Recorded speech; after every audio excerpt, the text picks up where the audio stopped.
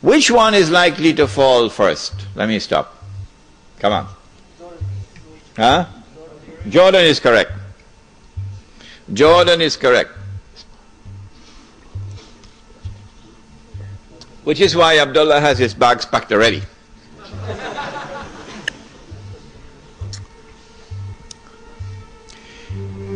The reason why Jordan is the first to fall, likely to fall, is because more than half of the population of Jordan is Palestinian. And because Jordan shares a border with Israel. If the Jordanian government falls in consequence of the attack on Iraq, and the Jordanian government,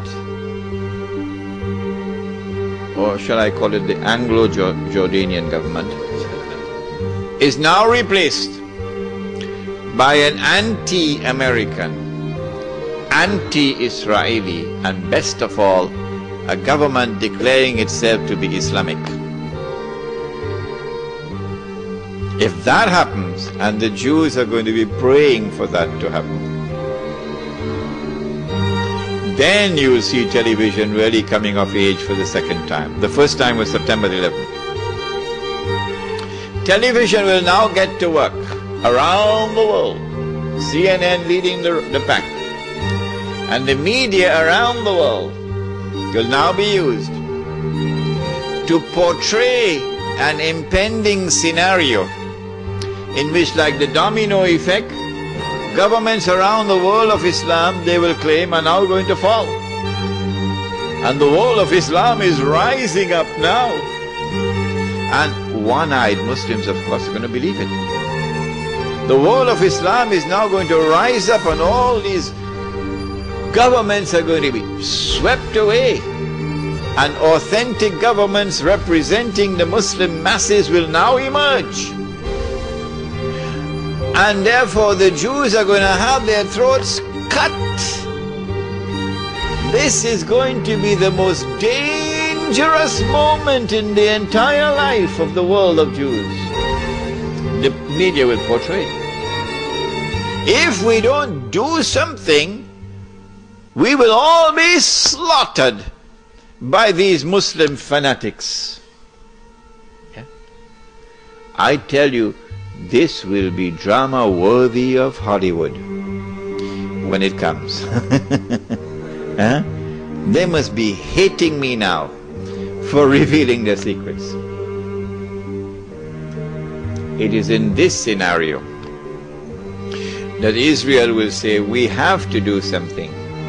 If we just sit here and do nothing, the state of Israel will be destroyed and the Jews will all be slaughtered. What can we do? They call it a preemptive strike. A preemptive strike. But it won't be a preemptive strike.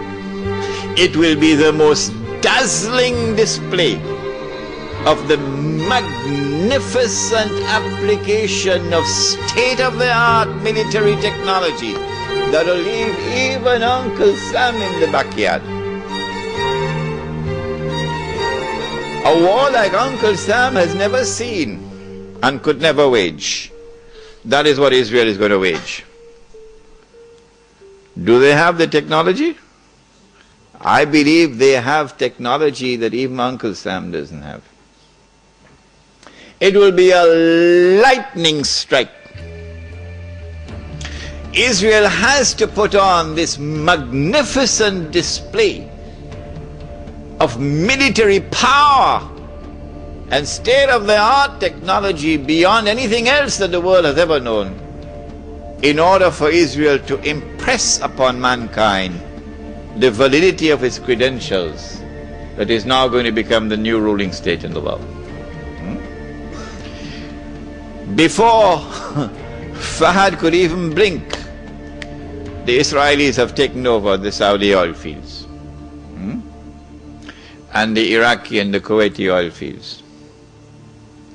The United States, of course, will make some noise, and Britain will make some noise, but will they send troops?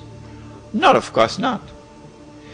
The United Nations Security Council is now going to be used by the rest of the world, particularly Uncle Europe, and Uncle Japan, and the rest of the world. They will take the United Nations and seek to use the United Nations now to do something about this. Collective action to force Israel to withdraw. Because if Israel does not withdraw, Europe is going to be choked. Japan is going to be choked. And as the United Nations is now being used for the first time in its history, an attempt is being made to use the United Nations effectively by the rest of the world, I anticipate that the United States Congress, the Senate, and the House of Representatives will now pass resolutions forcing the U.S. government to withdraw from the United Nations. And as soon as the United States withdraws from the United Nations can no longer sit down in New York, pack up and move. So in the same way that the League of Nations collapsed, the United Nations now collapses. United Nations cannot be relocated anywhere else. No. Because the United States is the ruling state in the world. The League of Nations collapsed because the United States was not in the League of Nations. That's why the League of Nations collapsed. And so the United Nations cannot be relocated anywhere. No, it can't take it to Geneva. It's not going to work. And so Israel gets to hold on to the fruits of her naked aggression. And Israel takes control of the oil of the Middle East. It may be that it will be that moment when the US dollar collapses, but more of this in my lecture on Islam and the international monetary system, and you would be amazed. We say we follow the Quran, but we lie. We lie. We say that we follow Muhammad alayhi salatu wasalam, but we lie. We lie when you attend our lecture on Islam and the international monetary system. When Israel becomes the ruling state in the world, then Israel will rule the world for a day which is like a week. If you doubt me, and you doubt my method of analysis, I say no problem. Just wait. Just wait. It is at that time that oppression of the true followers of Muhammad alayhi salatu wasalam will really begin. The part-time Muslims, of course, will be attacked now and then for purposes of psychological intimidation. So they put their tail between their legs and go back home and watch TV. But the full-time Muslims are going to be attacked and targeted, and they'll know you from your bank account. That's all. Your bank account will tell them everything they want to tell. The Prophet said alayhi salatu wasalam about this oppression, that a man would pass by a grave and roll on the grave and say, I wish I were in the grave rather than the dead man.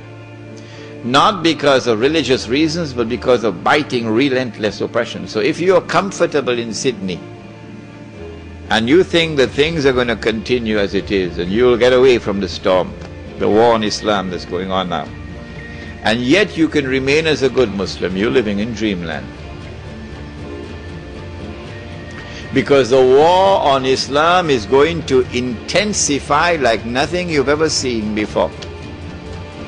What you've had so far is only an introduction to the war on Islam. The war on Islam has been going on for more than 1,000 years. Not since September the 11th. Wake up. The Crusades were part of the war on Islam.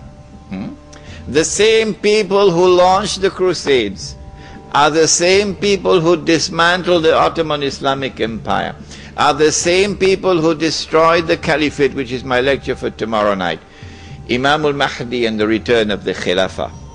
It is the same people who today created the State of Israel and control the state of Israel.